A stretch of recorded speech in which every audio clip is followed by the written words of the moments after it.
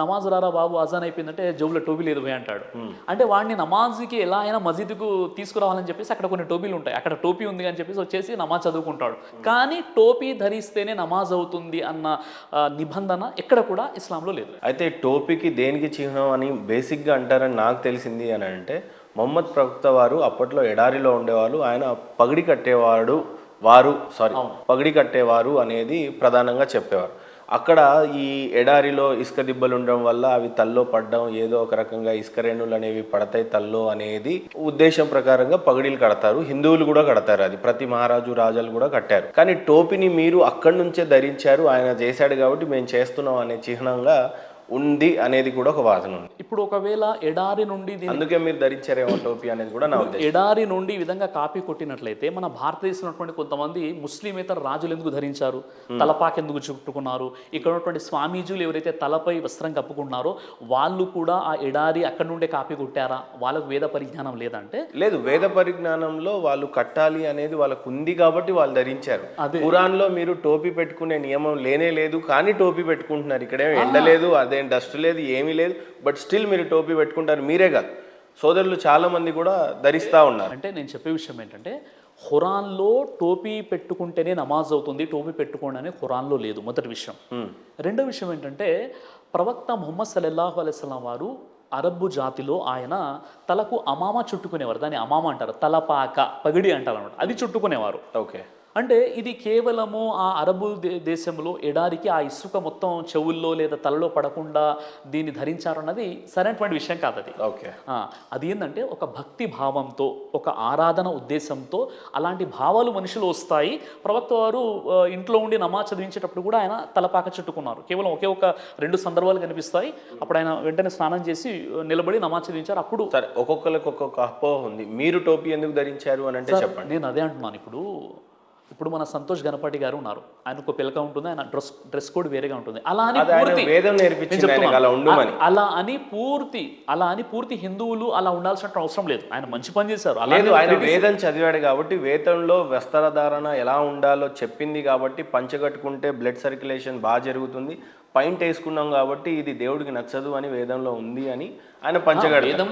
And D vitamin లాంటివి పోవడానికి కొంత వస్త్రం పక్క వదిలేసి లెఫ్ట్ సైడ్ వేసుకుంటారు అనేది ఆయన వాదన. నేను అడిగాను ఆ ప్రశ్న.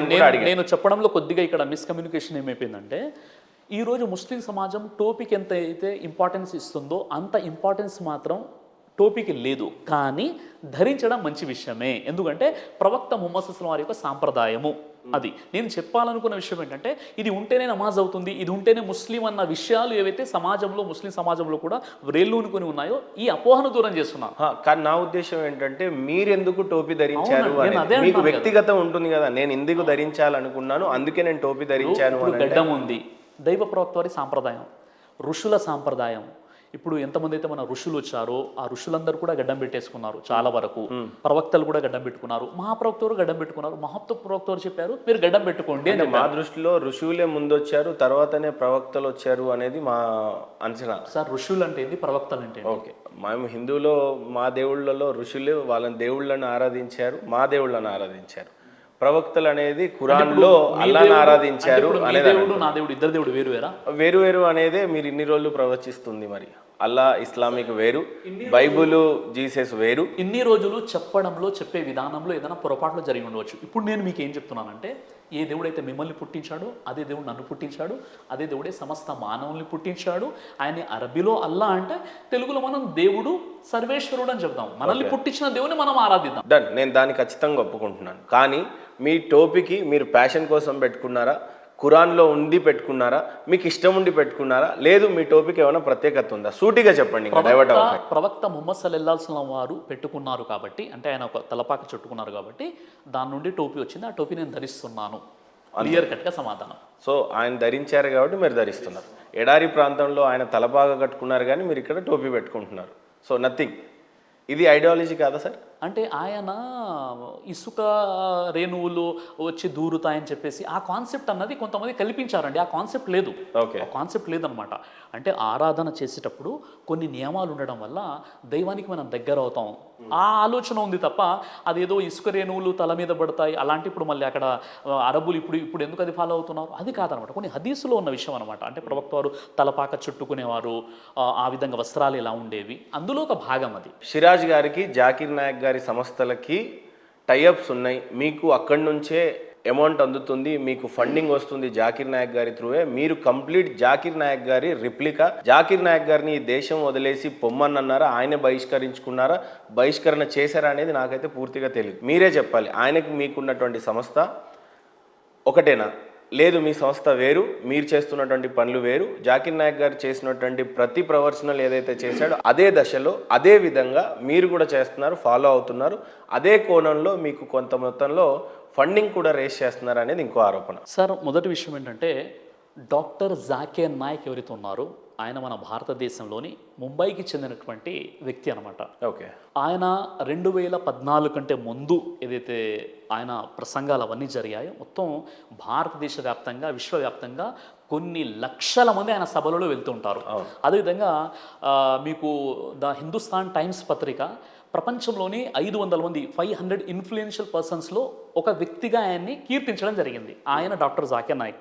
డాక్టర్ జాకిర్ నాయక్ గారు ఉన్నప్పుడు కొన్ని లక్షల మంది ఆయన ప్రోగ్రామ్స్కి వెళ్ళారు. కొంత పండితులతో శ్రీ రవిశంకర్ గారితో డిబేట్ జరిగింది, విలియం క్యామిల్స్తో డిబేట్ జరిగింది. ఇలా చాలా పెద్ద పెద్ద డిబేట్స్, చాలా పెద్ద కార్యక్రమాలు చేసినటువంటి వ్యక్తి డాక్టర్ జాకిర్ నాయక్ గారు. అయితే నా గురించి మీరు తెలుసుకోవాల్సిన విషయం ఏంటంటే జాకిర్ నాయక్ గారు ఎప్పుడైతే హైదరాబాద్ వచ్చారో, అంటే ఒక 18 సంవత్సరాల క్రితమో 20 సంవత్సరాల క్రితమో అనుకుంటాను, ఎప్పుడైతే జాకిర్ నాయక్ గారు వచ్చారో అప్పుడు ఆయన వచ్చారు. నేను కూడా అన్వేషణలో ఉన్నాను, నిజంగా దేవుని తెలుసుకునే ప్రయత్నంలో ఉన్నాను, నా స్టడీ ముందుకు కొనసాగుతుంది. ఆ సందర్భంగా డాక్టర్ జాకిర్ నాయక్ గారి ప్రోగ్రామ్ ఇక్కడ జరుగుతుందంటే నేను వచ్చాను. నేను వచ్చేసి ఆయన ప్రోగ్రాంలో పాల్గొని ఆ తర్వాత ఒక క్వశ్చన్ అడిగాను. దాని తర్వాత ఒక 2 సందర్భాల్లో ప్రోగ్రామ్స్లో ఏదో అక్కడ, ఎందుకంటే ఇప్పుడు జాకిర్ నాయక్ నన్ను గుర్తుపట్టారు, జాకిర్ నాయక్ దగ్గర నేను ట్రైనింగ్ తీసుకోలేదు, జాకిర్ నాయక్తో ఎలాంటి ప్రత్యేకమైన సంబంధాలు లేవు, జాకిర్ నాయక్తో ఫండింగ్ అసలే లేదు. గమ్మత్తైన విషయం ఏంటంటే జాకిర్ నాయక్ నన్ను గుర్తుపట్టారు. అయితే ఇప్పుడు ప్రధానమైనటువంటి ఆరోపణ ఏంటంటే డాక్టర్ జాకిర్ నాయక్ గారికి ఉగ్రవాద సంబంధాలు ఉన్నాయా, లేదా డాక్టర్ జాకిర్ నాయక్ గారిని ఈ దేశం బహిష్కరించిందా, దీనికి సంబంధించినటువంటి అపోహలు ఏంటో మనం తెలుసుకుందాం. మొట్టమొదటిగా మీరు తెలుసుకున్న విషయం ఏంటంటే ప్రధానంగా జాకిర్ నాయక్ గారు ఇండియాకి రాకపోవడానికి ప్రధాన కారణం ఇండియా జాకిర్ నాయక్ని బహిష్కరించిందా లేదా ఏ రకమైనటువంటి చెప్తాను మీకు నేను. అయితే డాక్టర్ జాకిర్ నాయక్ గారు మన భారతదేశ వాస్తవ్యులు, చాలా పెద్ద ఇన్ఫ్లుయెన్సర్, చాలా పెద్ద కంపారిటివ్ స్టడీస్ యొక్క ఆయన రీసెర్చర్ మరియు చాలా పెద్ద వక్త, ఆయన స్పీకర్. అయితే ఆయన ఉన్నప్పుడు దాదాపుగా ప్రతి వర్గానికి చెందిన వ్యక్తి కూడా ఆయన్ని కలిశారు, ఆయన ప్రోగ్రామ్స్ విన్నారు. ప్రత్యక్షంగానో పరోక్షంగానో ఆయన వీడియోలు, ఆయన యొక్క బోధనలు విన్నటువంటి వారు. అంటే సేమ్ మీరు అదే ఫాలో అవుతున్నారు కదా సార్? నేను అది ఫాలో అవ్వట్లేదు. క్రిస్టియన్ అందరు మీ సభకు వస్తారు, జాకిర్ నాయక్ గారు లాగా మీరు వేదిక మీద ఉంటారు, సేమ్ క్వశ్చన్స్ మిమ్మల్ని అడుగుతారు, సేమ్ మీరు ఆన్సర్ చెప్తారు. అది కాదు, అది కూడా అది రాంగ్ అనమాట. నేను చెప్తాను. జాకిర్ నాయక్ని ఎక్కడైతే నేను గౌరవిస్తానో అక్కడ గౌరవిస్తాను, ఎక్కడైతే విభేదిస్తానో అక్కడ విభేదిస్తాను కూడా. ఈ విషయాన్ని మీరు తెలుసుకోవాలి. జాకిర్ నాయక్ గారిని కొన్ని ఎక్కడైతే గౌరవిస్తానో, ఏ విషయాలైతే కొన్ని విషయాల్లో మేము ఆయన్ని ఆదర్శంగా తీసుకుంటాం, ఆయన్ని గౌరవిస్తాం, కొన్ని విషయాల్లో విభేదిస్తాను కూడా. విభేదిస్తాను నేను చెప్తాను. ముందు మొత్తం వినాలి, మీరు మొత్తం వినాలి. అయితే అసలు జాకిర్ నాయక్ పై ఉన్నటువంటి ప్రధానమైనటువంటి ఆరోపణ ఏంటి అంటే 2016 సంవత్సరం జూలై 1 రోజున బంగ్లాదేశ్లోని ఢాకాలో బాంబ్ బ్లాస్ట్ జరిగింది. అప్పుడు వెంటనే జూలై 3వ తేదీ ఏం జరిగిందంటే అక్కడ ఒక ప్రధాన స్రవంతి మీడియా పత్రికలో అక్కడ ఒక న్యూస్ పేపర్లో వచ్చిన విషయం ఏంటంటే ఆ ఉగ్రవాదంలో పట్టుబడినటువంటి ఒక వ్యక్తి డాక్టర్ జాకిర్ నాయక్ గారి ఫేస్బుక్లో ఫాలోవర్ అని చెప్పేసి ఒక న్యూస్ రావడం జరిగింది. ఎప్పుడు జూలై 1, 2016లో ఇది జరిగితే జూలై 3, 2016లో ఈ న్యూస్ వచ్చిందనమాట. అక్కడ ఒక న్యూస్ పేపర్లో వచ్చింది. ఆ తర్వాత జూలై 4 మన భారతదేశం మొత్తం కూడా డాక్టర్ జాకిర్ నాయక్ ఉగ్రవాదాన్ని ప్రోత్సహిస్తున్నాడు, ఉగ్రవాద సంస్థలతో సంబంధాలు ఉన్నాయి అన్నట్టుగా కంప్లీట్గా మన భారతదేశంలో మారుమోగిపోయింది ఈ న్యూస్ అనమాట. ఆ తర్వాత జూలై 5న ఏం జరిగిందంటే అదే న్యూస్ పేపర్, ఏ న్యూస్ పేపర్లో అయితే బంగ్లాదేశ్లో డాక్టర్ నాయక్ గురించి ఇట్లా నెగిటివ్గా రావడం జరిగిందో వారు ఏం చెప్పారంటే డాక్టర్ జాకీర్ నాయక్కి ఉగ్రవాదులతో సంబంధాలు ఉన్నాయని మేము ఎక్కడ కూడా చెప్పలేదు. ఆ ఉగ్రవాదుల్లో పట్టుబడినటువంటి ఆ తీవ్రవాదికి జాకీర్ నాయక్ ఫేస్బుక్లో ఆయన ఫాలోవర్ అన్న విషయాన్ని మేము చెప్పాము కాబట్టి మమ్మల్ని క్షమించండి అని జాకీర్ నాయక్తో క్షమాపణ వేడుకున్నారు. ఇది ఎప్పుడు వచ్చింది న్యూస్? జూలై 5న వచ్చిందనమాట.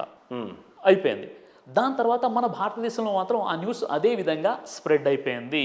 దాని తర్వాత ఒక వారం రోజుల పాటు ఇది మన మహారాష్ట్ర ఇంటెలిజెన్స్ డిపార్ట్మెంట్ వారు ఏం చేశారంటే పూర్తిగా ఆయనపై విచారణ జరిపించి వారు చెప్పిన విషయం ఏంటంటే డాక్టర్ జాకీర్ నాయక్కి ఉగ్రవాదులతో సంబంధాలు ఉన్నట్టుగా బలమైనటువంటి ఆధారం ఎక్కడ కూడా మాకు కనిపించలేదు కాబట్టి మేము ఆయన్ని ఉగ్రవాదిగా చిత్రీకరించలేము, ఒకవేళ ఆయన భారతదేశానికి వచ్చినా మేము అరెస్ట్ చేయలేమని చెప్పేసి ఇది మహారాష్ట్ర ఇంటెలిజెన్స్ డిపార్ట్మెంట్ ఒక రిపోర్ట్ ప్రభుత్వానికి ఇవ్వడం జరిగింది. మరి అదేంటి నేను చెప్తాను, మొత్తం చెప్తాను. ఇంటెలిజెన్స్ వ్యవస్థ అంతా కూడా జాకిర్ నాయక్ గారిని మాకు అప్పచెప్పాలి, ఆయన పాకిస్తాన్లో ఉన్న బంగ్లాదేశ్లో ఉన్న అప్పచెప్పాలి, ఇప్పుడు ప్రస్తుతం ఆయన సింగపూర్లో ఉన్నాడు అనేది కూడా వినిపించింది. నేను మొత్తం నా టాపిక్ మొత్తం ముందు కొనసాగించండి మీరు. ఇంతవరకు జరిగింది. ఆ తర్వాత ఏం జరిగిందంటే 2017, 2018లో జరిగిన విషయం ఏంటంటే ఈడీ మరియు NIA national investigation agency enforcement directorate ఏదైతే ఉందో ఎన్ఐఏ మరియు ఈడీ వీరిద్దరు కూడా వీళ్ళు ఏం చేశారంటే డాక్టర్ జాకీర్ నాయక్ సంబంధించినటువంటి ఆస్తుల్ని జప్తు చేయడం జరిగిందనమాట.